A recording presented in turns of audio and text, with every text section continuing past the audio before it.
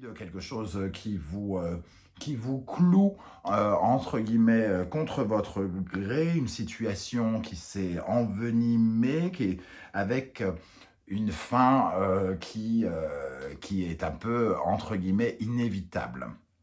Donc, la fin de quelque chose, un petit peu dans la douleur, ça peut vous parler de différentes façons, bien évidemment. Ça peut être un licenciement pour certains d'entre vous, la fin d'une collaboration et que vous avez appréciée et ça vous rend triste, une situation qui a rendu les choses tellement compliquées que vous êtes obligé d'arrêter une collaboration, par exemple. Voilà, voyez comment ça peut vous parler. Une fin, en tout cas une transformation qui est entre guillemets un peu mal ressentie, une certaine forme de découragement aussi pour d'autres, par exemple avec cet arcane sans nom. On va regarder maintenant l'énergie avec l'oracle rune. Nous avons Perrault. Alors Perrault, il nous parle d'événements par contre qui pourraient apporter des révélations. Hein. C'est le calice Perrault. Il parle de révélation, d'un savoir caché, de quelque chose que l'on ne sait pas, qui peut être révélé ou quelque chose qui met en lumière une situation. Alors peut-être que vous allez découvrir quelque chose ici par rapport à cette fin douloureuse, ou alors vous prenez conscience de quelque chose par rapport à cette fin douloureuse. Vous découvrez quelque chose qui vous oblige à mettre fin, par exemple, à une situation. Ça peut être ça aussi. Hein. Donc, des révélations. Dans cette carte, il réside en tout cas une certaine forme de mystère qui vient à changer. Hein. On va savoir quelque chose que vous avez qui va vous permettre en tout cas d'avoir une vie plus riche et plus prospère. Donc, il y a de la sagesse hein, ici, hein, et on prend un peu de recul. On voit sur cette carte l'énergie de ce personnage qui est au Japon, à Tokyo, vraisemblablement, avec le Fujiyama ici. Et malgré le bruit de la ville, malgré les énergies très puissantes d'une ville, cette personne arrive à se concentrer sur les solutions qui sont en elle. Hein, voilà. Une très belle énergie que Perrault. Avec the Wild Unknown Animal Spirit, nous avons l'énergie du scorpion qui vous accompagne. Une énergie assez passionnante. Ce scorpion, il nous dit en tout cas qu'il y a quelque chose qui nous semble peut-être qu'on ne peut pas résoudre. Hein, ici, on pourrait mettre toutes les passions possibles. On se sent un peu comment dire, soumis à la situation et aux événements. On n'a pas vraiment trop le choix. Ici, on est obligé de retrouver une certaine forme de liberté, comme si on retournait à l'état sauvage pour reconstruire de nouvelles choses avec ce scorpion. Et il y a quand même une dimension un petit peu d'être sur la défensive, c'est ce que je ressens parce qu'en dos de deck, on a l'apparition du cobra ici. Il y a une nouvelle peau, hein, il y a quelque chose de nouveau, entre guillemets, qui est en train d'arriver vers vous et ça passe par quelque chose qui n'est pas forcément confortable ou agréable pour vous. Voilà comment je ressens en tout cas le début de ces énergies. Justement, quelle est votre situation actuelle d'après le tarot? Donc nous avons la tour, on parle bien d'un bouleversement hein, qui n'est pas forcément agréable, quelque chose qui est en ruine, quelque chose qui s'est effondré, quelque chose que l'on découvre de façon soudaine, et vous êtes sans doute dans ces énergies-là actuellement, hein, pour la plupart d'entre vous. Et on a le soleil ici. Alors, ici, on a découvert quelque chose de... Effectivement, il y a cette dimension soudaine, mais il y a comme un éclairage. Hein. L'association des deux cartes, déjà, nous parle d'une prise de conscience. Une prise de conscience qu'on doit peut-être en finir avec quelque chose pour commencer autre chose. Il y a peut-être eu une rupture d'une promesse ou d'un accord qui vous laisse un peu pantois ici, ou alors un désaccord avec d'autres personnes qui mettent fin à une situation.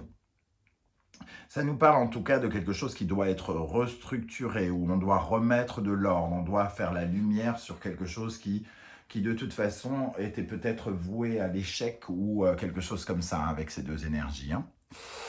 Alors, quel est votre point fort, les amis Lion? l'ermite et la roue de fortune. Vous avez une capacité, entre guillemets, avec cet ermite et la roue de fortune, à rebondir. Il y a une certaine forme de sagesse avec l'ermite. La roue de fortune, c'est vraiment aller vers un nouveau départ. Vous êtes en train de chercher quelque chose pour redémarrer, hein. Quelque part, il y a quelque chose, vous tournez la page à quelque chose du passé qui vous fait sans doute... qui vous laisse un souvenir amer, entre guillemets, mais vous avez quand même cette envie, cette capacité à aller vers de la nouveauté, à aller chercher de nouvelles énergies. On vous dit en tout cas, avec ces deux énergies, qu'il faut ouvrir l'œil parce que les opportunités vont se présenter. Vous les attirez quelque part, du fait de ce changement ici, il y a quelque chose que vous attirez. Un peu comme si c'était un blocage inévitable pour avoir quelque chose de nouveau, hein. En tout cas, vous êtes probablement en attente de mouvement, de bouger, de nouveautés ici. Pour certains, ça peut parler d'une ancienne proposition qui reviendrait au goût du jour, hein, à votre bon souvenir, et qui pourrait peut-être vous permettre de démarrer quelque chose avec la roue de fortune. On a envie, on cherche le moyen de démarrer ici, hein.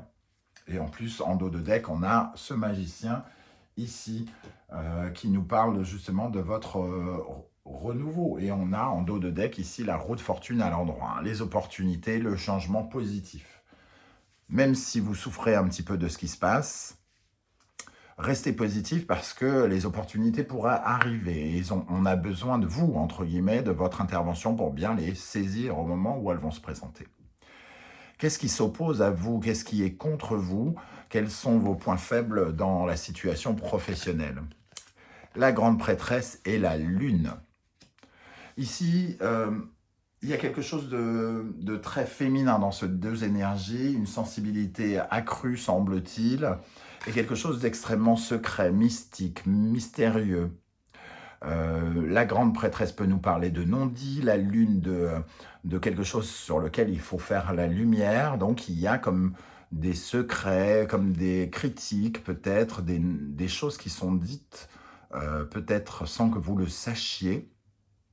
Et vous avez peut-être justement besoin de découvrir ça, hein, ou alors vous avez découvert ici de façon un peu brutale ce que l'on pensait de vous là, et que ça vous oblige à changer votre point de vue et à changer votre envie de commencer quelque chose.